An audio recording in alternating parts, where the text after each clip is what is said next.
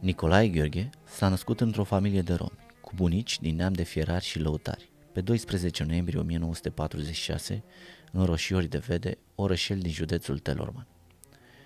Nicolae a crescut cu ideea că el, cele două surori mai mari și părinții săi, fac parte dintr-un grup special de romi. Ei sunt țiganii buni. Țiganii răi erau cei care nu muncesc, sunt murdari și periculoși, iar această diferențiere care i-a măcinat existența chiar și ca adult, a pornit din familia sa. Mama lui, Florica, i-a inoculat încă de mic o spaimă profundă legată de țigani. Mama nu... Ce sentiment de... Mama a ținut la chestia asta să nu are de a face cu țiganii, știi? Mama o femeie frumoasă. Nu s-a cunoscut că e țigancă. Tata a fost mai brunet. Frumos și el, dar mai brunet. Dar mama a fost frumoasă. Și în chestia asta ne-a educat să stăm departe de... Ne-a și ferit în același timp, știi? Ne-a protejat, să zic mai bine. Ne-a protejat să nu... În copilărie, mama sa l-a sfătuit să nu aibă nimic de a face cu țiganii, ea fiind speriată de faptul că fusese în situația de a fi deportată în Transnistria și atunci avea o frică față de ce se poate întâmpla și și-a sfătuit copilul să stea la depărtare de asta. Discutăm. Sunt persoane care se identifică ca țigani, fiind țiganii buni, nu sunt țiganii răi. E ca și sclavii descriși în Coliba unchiului Tom, care spunea, noi suntem sclavii buni, suntem sclavii loiali proprietarii, ăia răi de pe plantație, ăia vor liberare, ca și femeile care spun, noi suntem femei serioase, nu suntem ca alea care vor drepturi și care sunt niște fufe, da? Deci, întotdeauna în popoarele sau grupurile sociale, persoanele care au o istorie a oprimării, internalizează opinia oprimatorului, încercând să o ilustreze, spunem, da, noi suntem cei loiari oprimatorului, noi suntem aia adevărații, cei care vor să schimbe sistemul de oprimare sunt aia răi, da? Noi suntem buni cu stăpânul nostru, noi iubim stăpânul nostru, noi suntem țigani. De-a lungul vieții sale, Nicolae a avut o singură stăpână, cartea. A slujit-o cu pasiune, cu încrâncenare, fără nicio urmă de regret. A fost, așa cum se descrie chiar el de multe ori, un tocilar care s-a visat ofițer în armata română. A făcut școala militară de la Câmpul Lung moldovenesc, apoi școala de ofițeri de la Sibiu. Cât era elev aici, providența a intervenit, deraiindu-i traseul profesional de la care aspira. Adio armata română, bun venit sociologie. Se ducea mama la ședințe cu părinții, chiar la Câmpul Lung, și școala militară a făcut-o la Sibiu. Când erau ședințe, laudele erau cum învață de fiecare dată, extraordinară de merge mintea. În schimb, ca neglijent era primul pe listă. Ce toți băieții sunt cu hainele frumoase, cu nasturi, cu ghete, cu... Păi el tot timpul nu are șirete, nu are nasturi, nu are câte ceva, știi? El nu punea preț.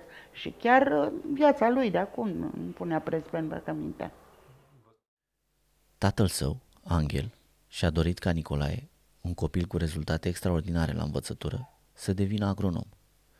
Însă, în 1968, fiul lui introvertit și iubitor de carte, care nu punea preț pe aspectul lui exterior, devine student la secția de sociologie a Facultății de Filozofie din Universitatea București. Nicolae a terminat șef de promoție cu media 10-50. Cele 50 de sutimi reprezintă un punctaj onorific pentru activism politic. Pentru tatăl său, decizia lui Nicolae de a urma și de a practica o meserie pe care niciun membru al familiei nu a înțeles-o pe deplin, a fost de neiertat.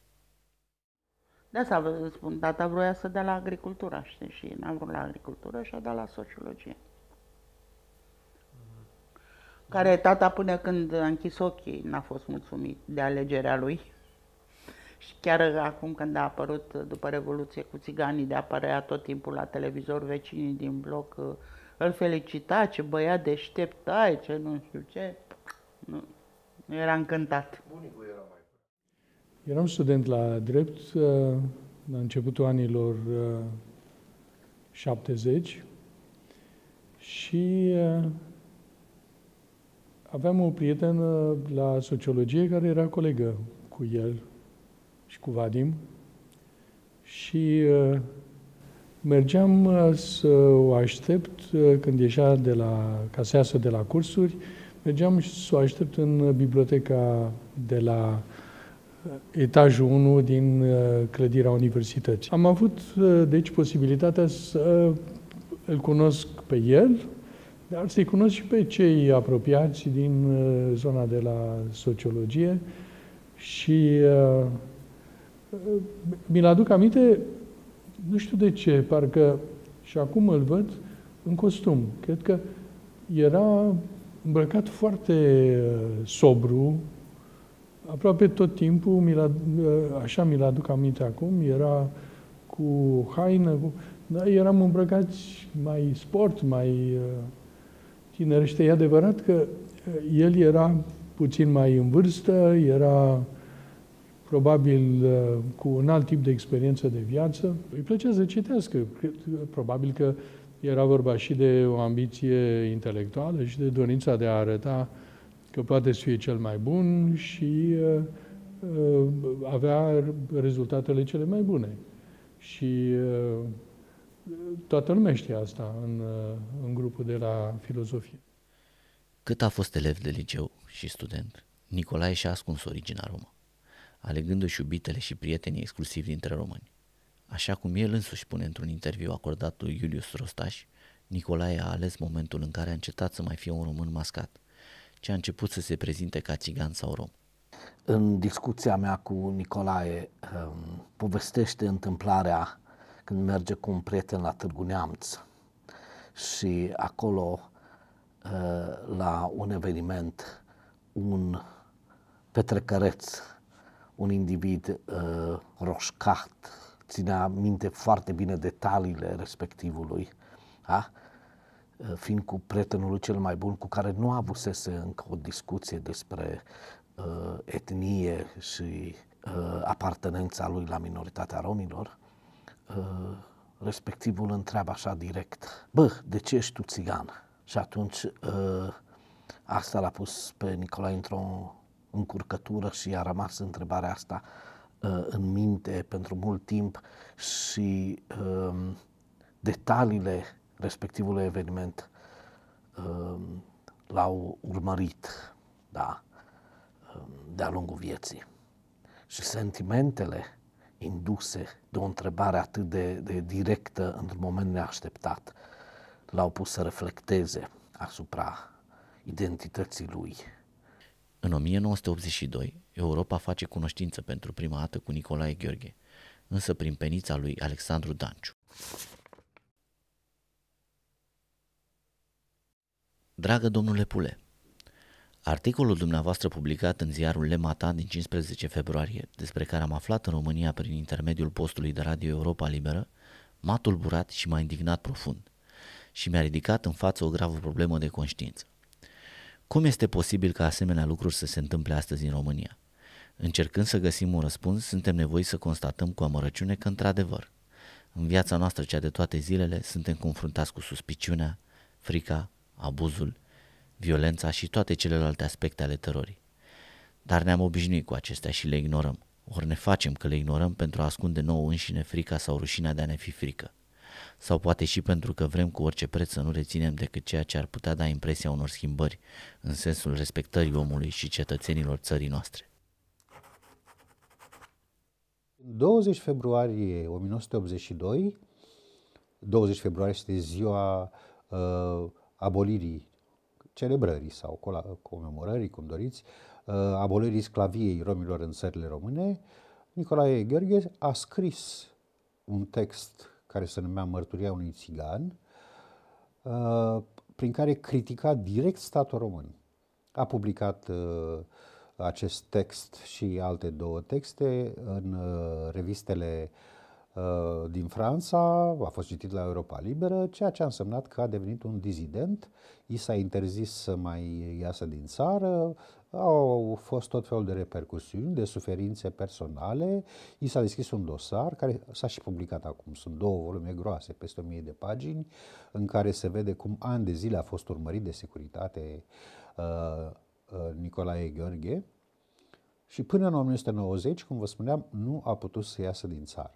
Nicolae Gheorghe în timpul comunismului a colaborat foarte mult cu antropologi și sociologi din afara României, francezi, americani, belgieni și așa mai departe. Și asta sigur că l-a pus sub lupă. Sigur că regimul a interesat ce face acest om, de ce e atât de interesat de subiectul ăsta.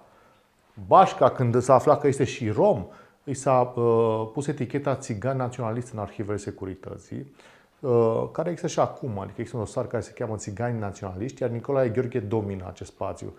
La câteva luni după Revoluție, pe care a trăit-o în stradă, devine secretarul Federației Etnice a Romilor, alături de Vasile Ionescu și Vasile Burtea. Între 1991 și 1993 este vicepreședintele Uniunii Internaționale a Romilor. În 1992 primește premiul pentru drepturile omului al statului francez. Premiul îl folosește pentru un program de intervenție în comunitățile afectate de conflicte interetnice, Mihail Cogălnicianu și Vălenii Lăpușului.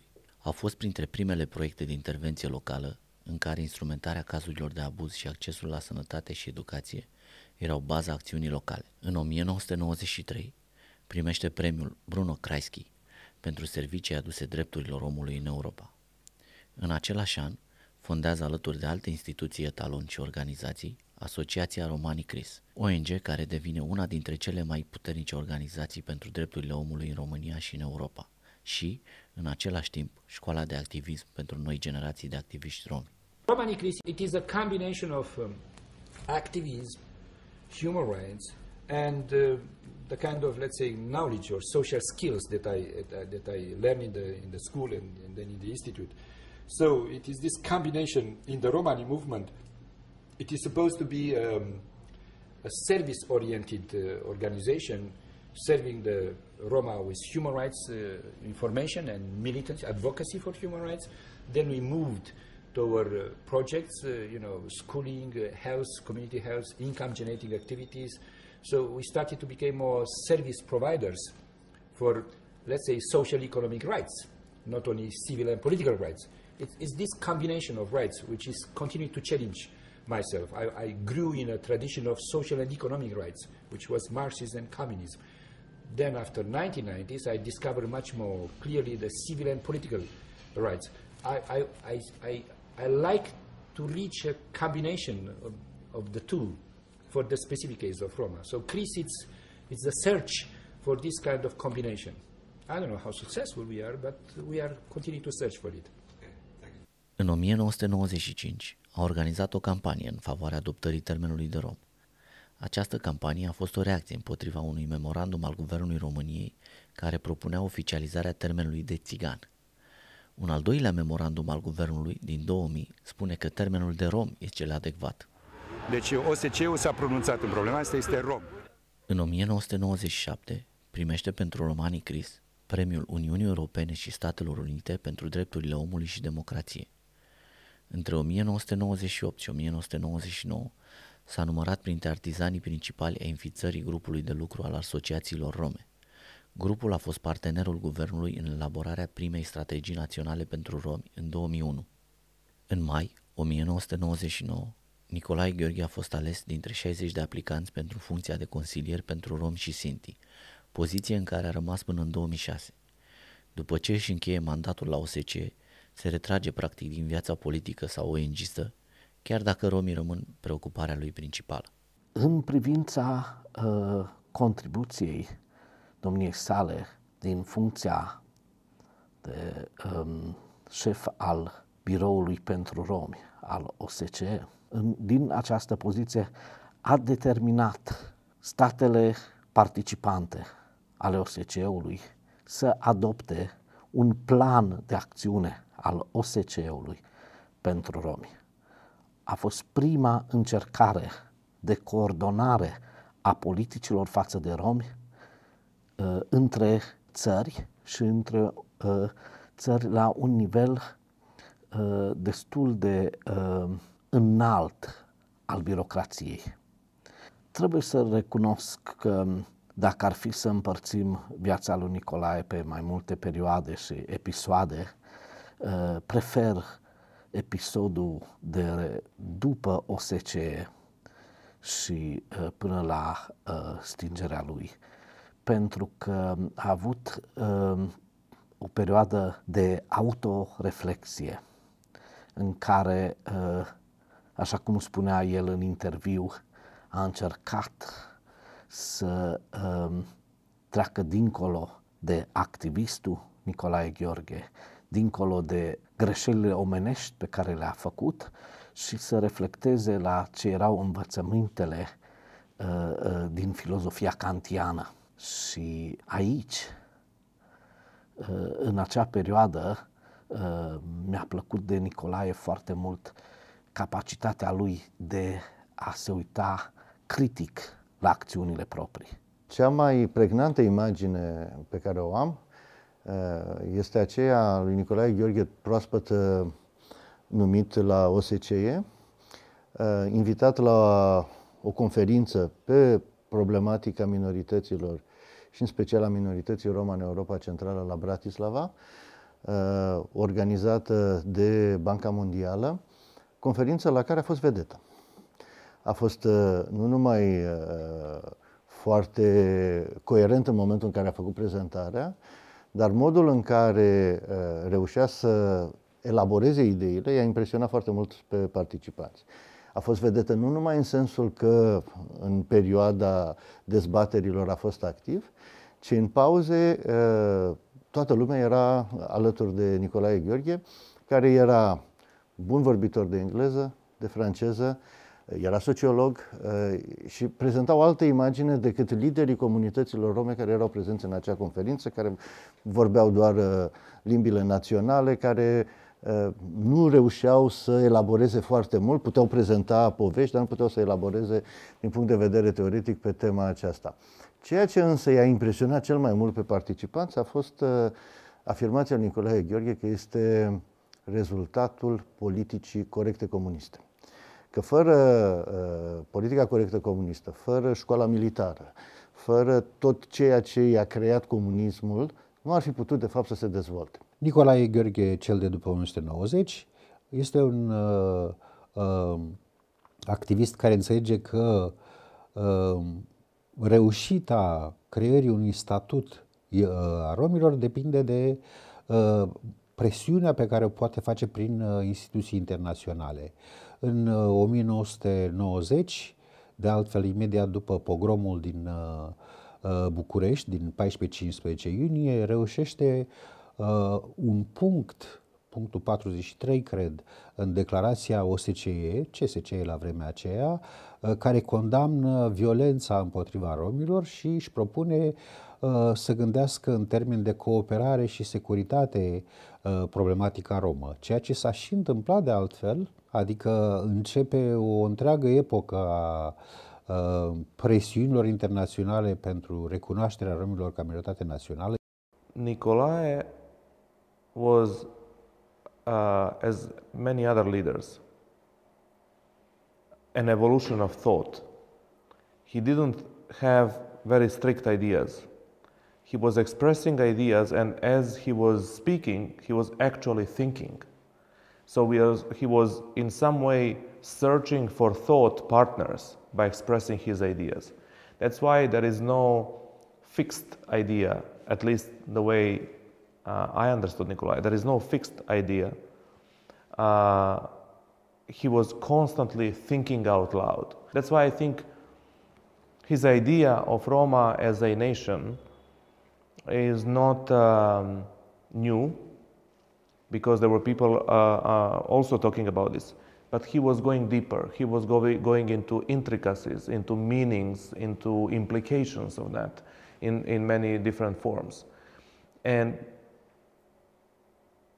when he spoke about Roma as a political nation, it's a little bit strange how interpretation of that notion is being discussed today, because nation in itself is a political construct, so you don't need to say it's a political nation.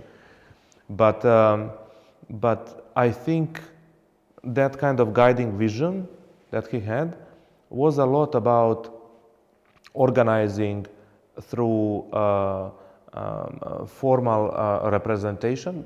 Întrebarea care l-a frământat la nivel individual, de ce sunt eu rom, a trebuit să ne frământe pe noi toți acum. De ce suntem noi romi? Și dacă suntem romi toți, avem ceva în comun, atunci cum ne proiectăm viitorul? Cum ne raportăm la asta? E totul hazard, e la mâna celorlalți? Sau cumva romii ar trebui să aibă și ei ceva de spus în contextul ăsta așa al națiunilor, al popoarelor, al grupurilor care influențează viața publică? Deci, în definitiv, Nicolae Gheorghe a încercat și a reușit să poziționeze romii într-un context istoric interesant în a deveni o națiune. O națiune altfel decât națiunile clasice. Sigur că e un paradox. De ce ăsta a fost instinctul lui?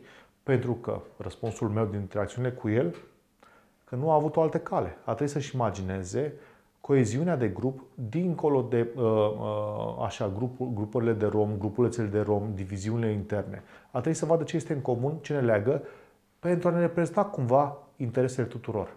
Iar Nicolae Gheorghe, încă o dată, a deschis drumul pentru generațiile următoare să ajungă la acest deziderat. I think to understand Nicolae's work in his time, we need to understand the time. His work was as much of a product of Nicolae as it was of the time that he lived in. So, after the fall of Berlin Wall in 1989, the whole region of Central Eastern Europe went through kind of democratic transition and opening to a capitalist economy. And in that moment, countries wanted to join the EU and join NATO, so they wanted to fulfill the standards on human rights and minorities as these standards were defined by international organizations. Council of Europe, OSCE at the time, European Union, United Nations. So governments had to comply with that to international standards. Looking at that, Nicolae understood that we have to elevate the situation of Roma, the issues and policy demands above the nation state. And that we had to become part of what is international diplomacy and international relations, because the countries had to deal with multilateral international agreements on human and minority rights and later social inclusion. So with that sharp analysis in his time, he used the platform that was given to him through OSCE to elevate the Roma situation and awareness about it and what has to be done at the level of international organizations. And he was kind of our top diplomat without a state. Putem vorbi de primul Nicolae Gheorghe, cel al tinereții care se revoltă, care sfârșește prin a fi dizident în opoziție față de politicile statului român, după care o a doua etapă, un Nicolae Gheorghe adultul, care își dă seama că solicitarea dreptului de națiune, adică de minoritate națională, presupune un sprijin al statelor, și un Nicolae Gheorghe III dezamăgit, care consideră că romii înșiși trebuie să fie constructorii propriului viitor. Nicolae Gheorghe, cel de după 1990, este un activist care înțelege că reușita creării unui statut a romilor depinde de presiunea pe care o poate face prin instituții internaționale. Nicolae Gheorghe putea fi oricând român, european, orice altceva, dar ales să fie rom. Și această alegere nu înseamnă doar așa voluntarism, adică gata, de azi sunt rom. Ne. însemnat un întreg construct spiritual. A trecut prin botez în comunitate. S-a dus acolo, a învățat limba romanii, a învățat foarte multe lucruri despre romi, a trăit în comunități de romi, în diverse comunități, să învețe cât mai mult despre poporul lui. Popor, pentru că ideea a fost ca la un moment dat să devină o națiune acceptată. Dar nu te ajută să accepte celălalt ca fiind o națiune, ci constructul intern e mult mai important. Iar aici a lucrat foarte mult Nicolae Gheorghe, de foarte multe ori văzut ca un fel de ambasador al romilor, întâlnindu-se cu foarte multe personalități politice ale mapamondului, dar fără țară, fără armată, fără oameni, fără nimic. Partea etnică de identitate ține de construcția pe care dorește sau nu dorește respectiva minoritate națională care are recunoaștere constituțională, dacă vrea sau nu să și-o dezvolte. Și aici începe eșecul, sau dacă vreți ruptura în mișcarea romilor, pentru că o parte gândesc doar identitatea socială, chestia etnică consideră mai degrabă o chestie personală, ori nu poți fi rom. Aici este bătălia lui Nicolae Gheorghe, care consideră că nu poți fi rom de unul singur, ci întotdeauna împreună cu ceilalți. Acest Nicolae Gheorghe II, cum îi spun eu, este un Nicolae Gheorghe al contrastelor. Începe, dacă vreți, o întreagă luptă pentru a crea o elită tânără.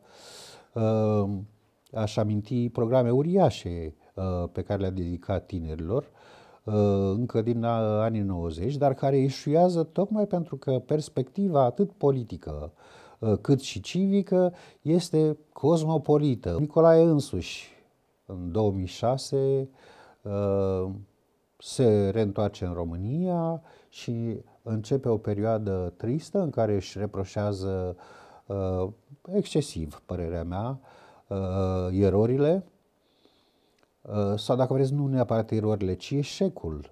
Ori eșecul nu este al lui Nicolae Gheorghe, ci al nostru, a celor care nu l-am înțeles la vremea aceea sau n-am știut, neînțelegându-l, unde să îl sprijinim. There are several phases of Nicolae. His intellectual phase, his activist phase, his phase of raising and investing and provoking younger generation around him. So I think there are multiple levels of how we can look at his legacy and what we should use of it. But my sense is that his intellectual thinking is perhaps the most important that we comprehend and further develop, because people tend to take his words on a face value and repeat them. And if Nicolae was with us today, he would have hated it because he always wanted to expose his ideas to alternative points of view. And I think his ideas should be a debate starter. Nicolae Gheorghe este un intelectual rom, poate singurul, care a încercat să elaboreze și să implementeze ceea ce se numește o teorie critică a rasismului. Poate că a-l înțelege pe Nicolae Gheorghe presupune să ne punem toți aceeași întrebare pe care și-a pus-o el. Bă, de ce ești tu țigan? Pentru el a însemnat sfârșitul imposturii. El a înțeles că nu e suficient statutul social pe care putem să-l avem ca identitate personală, individuală, dacă nu există un statut etnic care să fie respectat pentru a împiedica manifestările rasiste, care încep din școală și pot continua toată viața. Și atunci, în prima întrebare pe care și-a pus-o, e cea firească. Ce înseamnă să fii țigan? Din cărțile citite, din arhive, a și scris, de fapt, cel mai lung text al lui este o carte despre sclavie, a înțeles că, de fapt, țigan însemna în vechime, în sensul vechi, sclav, rob. I am 100% Roma. So people are questioning me, so myself too, frequently. Well, I don't like to die as a Roma. Neither as a Romanian, I'd say. I mean, because of my personal history and training and schooling. After all, I studied philosophy, so when you study philosophy, you know, it's a contact with the universal, I mean, with the general values. So I don't, you know, I trust not you as a Gajo, but as another person, you know, who has maybe the same kind of background in terms of the schooling, in terms of the readings, in terms of the, you know, some kind of common values that I read in the books, and I would like to implement in the life. So from this point of view, you know, some people say you are not a true Rom, and you are not a Rom at all. I mean, you are too educated, you are too open-minded, you are no more serving our group, you are serving others. And yes, I'm serving others too, because I'm committed to some ideal of human person and humankind, and so on. So I like to, to express the gypsy, the Tsigan, the Roma identity of myself, the Roma component of my identity. But I think that of myself that I'm a little bit more than this. And I'm starting to, you know, to develop. I try to develop, to become even more complex. And the Roma part, it's just one part. Frumusețea călătoriei de aflare a identității pe care o avea Nicolae era până la finele vieții și a tot pus întrebări despre cine este el și nu doar dintr-o nevoie așa identitară, ci și dintr-o nevoie de acțiune până la urmă, pentru că întrebarea asta l-a ghidat pe tot parcursul vieții și a luat niște decizii de a cerceta romii din Sibiu în perioada comunismului, de a se implica în mișcarea civică romă, de a nu se implica într-o mișcare politică romă. Deci cumva întrebarea asta, cine sunt eu, l-a tot ghidat. Și mie asta îmi place cel mai mult când mă gândesc la personalitatea lui și la ce a lăsat în urmă, să avem puterea asta introspectivă de a ne înțelege unii pe alții, dar și pe sine. Și acum mă gândesc la etichetele și la etichetele despre care vorbea atât de mult, și pentru că și el avea această întrebare: cine sunt eu? Sunt țigan, sunt rom, sunt sociolog, sunt un activist eșuat, cine sunt eu? Și în discuțiile pe care le aveam, care erau într-adevăr mai degrabă niște conversații, niște discuții decât niște interviuri obișnuite din lumea noastră jurnalistică, îmi vorbea adesea despre identitate și despre definiții.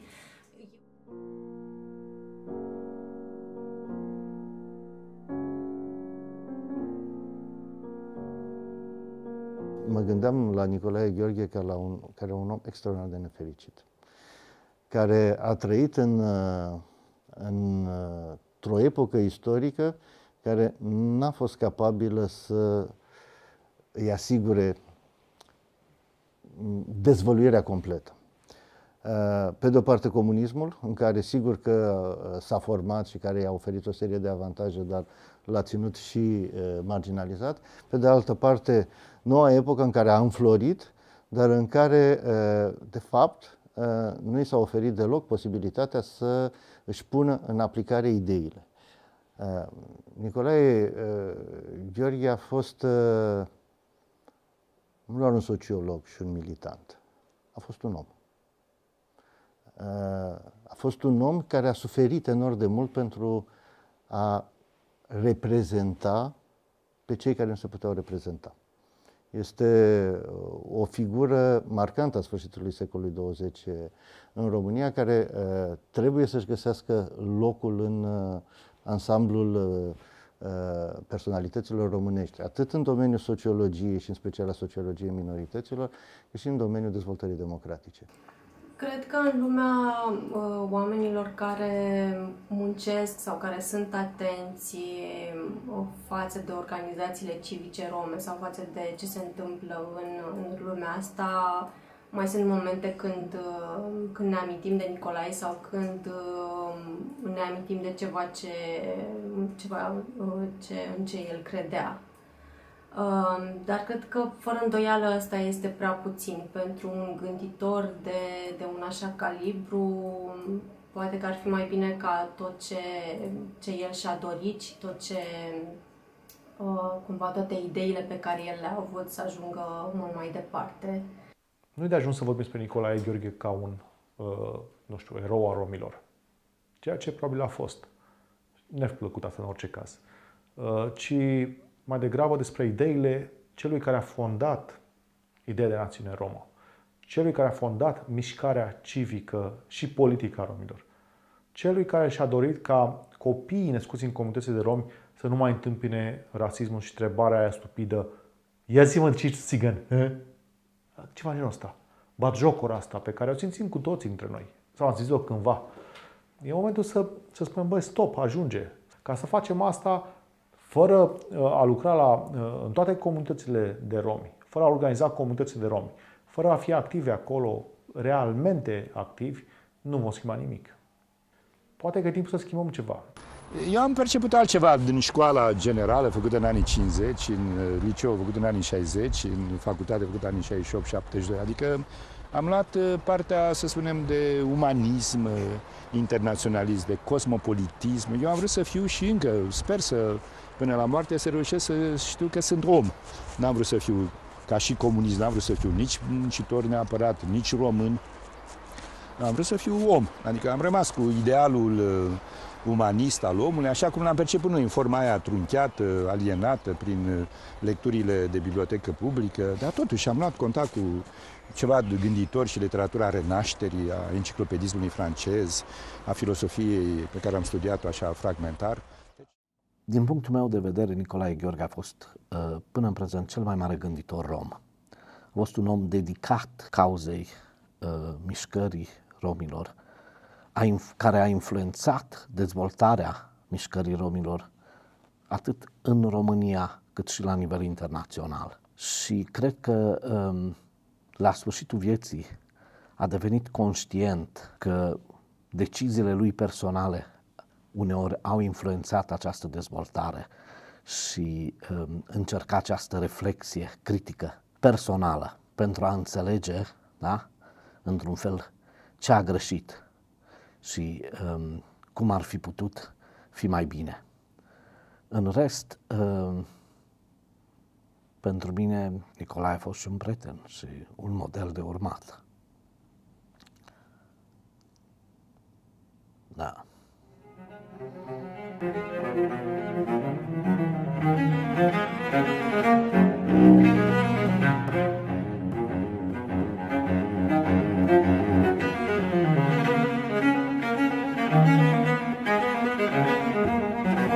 Thank you.